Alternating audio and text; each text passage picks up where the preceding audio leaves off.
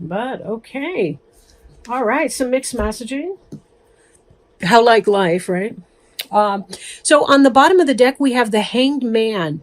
And the Hanged Man is kind of a suspension in the action, meaning a temporary pause in whatever you've been going through. For some of you, this could be regrouping. It could be just because of the holidays having occurred, family in town, all the rest of that. But whatever your goals are, they have been put on some temporary hold. Now, the Hanged Man put himself or herself into this position of suspension. So this is not about torture. This is about changing your perspective in the world, going within, seeking enlightenment. And therefore, this person's not suffering, but rather they are becoming enlightened. And you'll notice the halo around the head chakra here, around the crown chakra. We see here the beginning, something new, some new passion. This is about passion being put into action, right? New beginnings in a passionate pursuit. So we've been seeing this Hanged Man energy, which is this temporary pause or suspension. Either you've had this pretty quick moving energy, or you're about to have it begin again once you get out of this Hanged Man suspension state. So there has been some stuff going on. We see there may have been some kind of squabbles, petty squabbles, over the holidays here that you've been going through that may come up again. For some people, they find themselves overextended during the holiday period. And so they're having struggles with bills and they're arguing amongst the family members with that. There could be just other kinds of things that are going on. Sometimes this can represent internal struggle, but there's a lot of heatedness that's going on in here. We see at the bottom of this, there's some fast moving energy. Now, wands can be Leo, Sagittarius, or Aries energy. And this can be something passionate that's coming in. For some of you that are single, this could be about a new sexual or passionate relationship taking off the ground. But where there's one kind of passion, there can often be other kinds of passion. And that could be why we're seeing some petty squabbles between you and your new significant other. Then again, if you are in a relationship already, this could be a renewal of the passion within the relationship. Or, unfortunately, it could be the toxic type of passion where you guys are arguing, because we are seeing that too. Okay. So this could be sexual or kind of a general emotional interaction kind of passion. This card in this position really expresses this desire to balance out your emotions and your logic so that you can begin to move forward again. This is another card of suspended action, because you'll notice that the sphinxes are laying down in front of the wheels of this chariot. And the charioteer is trying to get these two harnessed together to move forward for a singular purpose. So again, we see this type of suspension here for the purpose of enlightenment, but this is also, once we become enlightened, we may have a better sense of how to harness our conflicting impulses. It's good to have emotions because they tell us who we are and what our needs are, but we need our logic to say, here's how we can get what we want emotionally in a socially appropriate way. So we need the balance of these two energies, and the enlightenment that comes through the Hanged Man energy will help you to do this. And then there's that sense of moving forward. Now, even as the Knight of Wands indicated possible Sagittarius, Aries, or Leo energy, Chariot possibly could be a Cancer. So you may have a Cancer person on your mind. Take it as it resonates. I do mean horoscope sign of Cancer. There's some kind of truth that is coming in. But I feel like in this reading, given that we're having some squabbles and such, it may be that whatever the truth is, it may even be harshness. Maybe somebody needs to learn how to say it better. Usually this is victory or success, triumph. But be careful that if you are experiencing victory, success, and triumph, it's not coming at somebody else's expense. Choose your words carefully and know that they do stick around. And a lot of times our words can occupy space in someone else's mind, whether we intended for them to come off that strongly. If you find yourself thinking to yourself or saying even out loud, oh, get over it.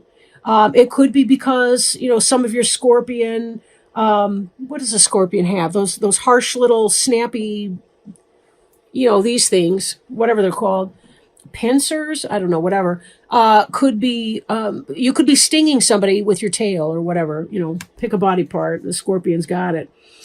So be very careful that you're not also contributing to this. And just because it's true doesn't mean that it needs to be said. Because when we follow this natural progression and we see some serious anxiety here, this person's sitting up in bed and they're crying, and this is you, right? This is about worry. This is about stress. This is about anxiety, grief, loss. Could it be prevented? Well, looking at the projection, somebody's going to say something or do something, and you're not going to like it. There's some victory that's going on in here. This could play out in a bunch of different ways. Now in your illumination, if you've been experiencing squabbles with other people, and this could also indicate some sort of self-awareness that comes about, some sort of self-awareness that comes about in your hanged man state. And sometimes when we do have a self-awareness, especially if we start to tap into one of our flaws, or one of our areas for growth, that can create a deal of distress within us first. Because remember, there's a mourning or a grief. We had a perception of ourselves in one way, and then that's not happening. We have to come to terms with the reality of that situation. So we have to mourn it first. And given the spectrum, this is only a 15-day spread. So, beyond that, we don't see the healing that comes after you've shed the tears. But be careful that you're not using your thoughts in such a way that you're going round and round and round in your own mind. You're not spinning your own wheels on some kind of a topic. Now, I could go two different ways. Since we're on that, let's come to this Queen of Swords here. Now, Queen of Swords, possible Gemini, Libra, or Aquarius. This is somebody who speaks her mind and is willing to tell it like it is. And that could be in part what this Ace of Swords was. When a Queen of Swords is in the upright, she can be funny, she can be wise, smart, savvy, creative in all kinds of ways. When she's in her shadow side, she can cut to the bone and be very, very tough to deal with, and see things, just slice you with her words in a way that will be very hard to recover. That can torpedo people for years even.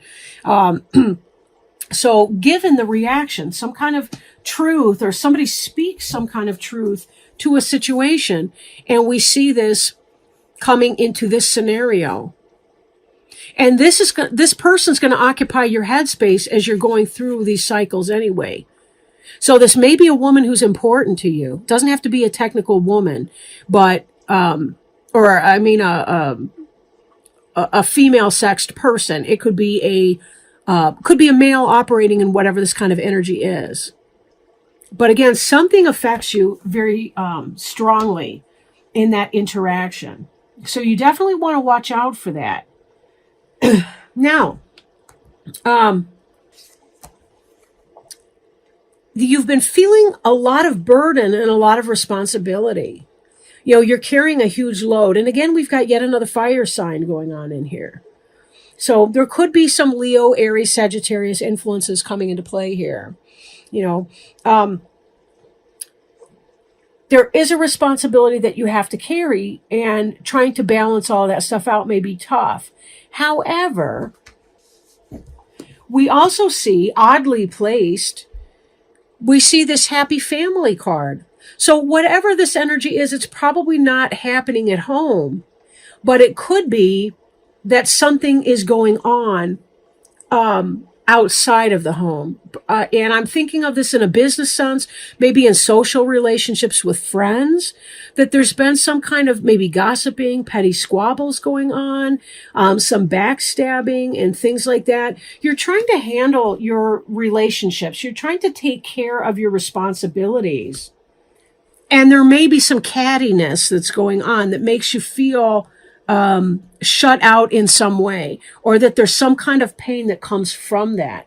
Now, be careful that it's not you operating in that or creating that. for someone else. But this does look like somebody, this Queen of Swords, is taking up some headspace for you and giving you some sleepless nights because she says something that cuts you to the bone that you perceive as being true, even though you can't stand to think that it would be true. And this kind of comes about as a result of some of this squabbling here, and people are picking up their clubs and everybody's launching in and they've all got their fiery, passionate opinions and they're all delivering it. And in the meanwhile, not only do you have these responsibilities because you got a busy home life going on, but then in your work environment or your social relationships, this dynamic goes on and it kind of sets you back a little bit. So let me, now those were the Rider Tarot deck.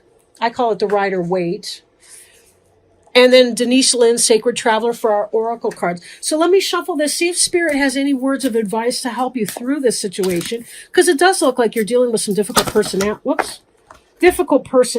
and all the rest of that. I dropped the cards, so give me just a moment. Whoops. Sorry, cards. Sorry, Spirit. Give me a moment. It's kind of cold in here, but I need the lamp on, and don't ask. I've got a space heater, but it tends to short circuit it tends to trip the breaker. Okay. Joy and delight. All right, let's see. So, joy and delight. Open your heart to joy. You do not need to suffer to grow. You can grow leaps and bounds through joy. True happiness comes from following the dictates of your soul. Do what gives you joy. Celebrate and have fun. Stop and embrace life, yourself, and others. Say yes. Take steps today to expand your joy. You don't need to do it all at once, but you do need to start. Your purpose in life is to experience joy. Allow joy and ecstasy to flow through you wildly and freely. Share, because I'm a substance abuse counselor, of course, I'm thinking, they don't mean ecstasy, the pills. Share your love. Happiness spreads to others like wildfire and can help heal the world.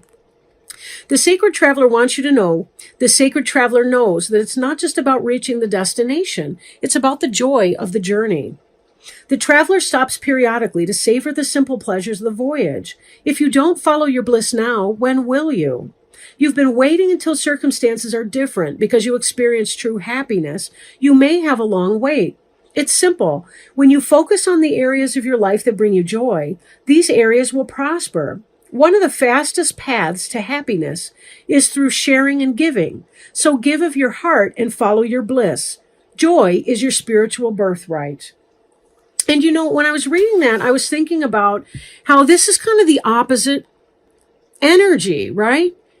There's a sense of if joy and delight, if your family and your happy home life is what's important to you, one way to get through this is to recognize that the petty squabble energies, the difficult people in your life are only as important to you as you make them important. Because they're not the ones that you're going home to at the end of the day. If they are, that's a whole different story, but that's really not reading, because this 10 of Cups card here is really the happy family. It's about spiritual joy. It really is the joy and delight card here. By tapping in and focusing, prioritizing your family in your home life, and I do mean your immediate family, that will help diminish the size of this painful experience with this Queen of Swords melodrama going on.